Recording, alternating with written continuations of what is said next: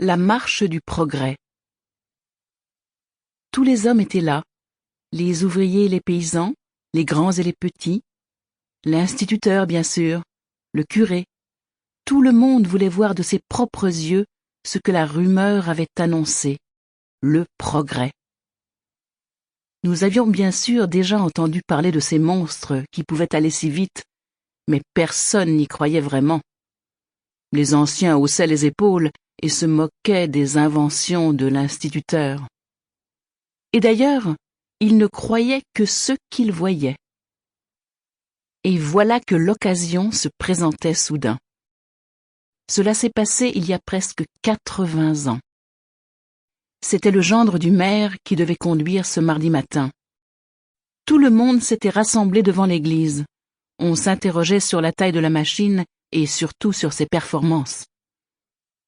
À midi, comme on ne voyait toujours rien venir, le maire a demandé « Qui veut aller se renseigner ?» Bien sûr, j'ai levé la main. J'ai toujours été un garçon curieux.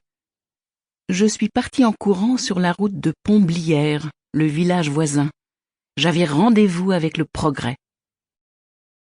Notre instituteur nous avait quelquefois parlé des dernières inventions, et toutes ces choses inconnues nous faisaient rêver. Mais à Avernay, le progrès était un peu en retard. Il y avait peu de nouveautés.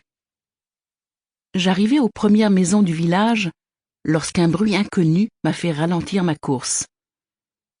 J'ai mis ma main devant mes yeux et j'ai essayé de trouver l'origine du bruit.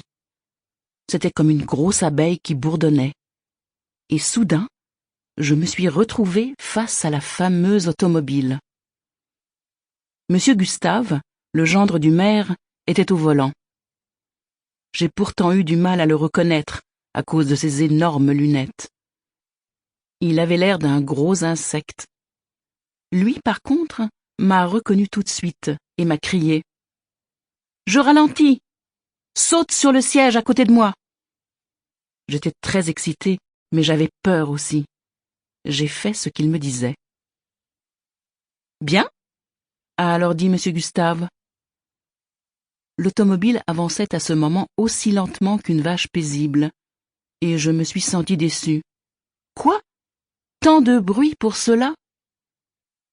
« Ferme les yeux », m'a ensuite ordonné monsieur Gustave, « et ne les ouvre pas tout de suite. » Le bruit est devenu plus fort, et peu à peu j'ai senti un léger souffle sur mon visage. Puis la brise s'est transformée en vent.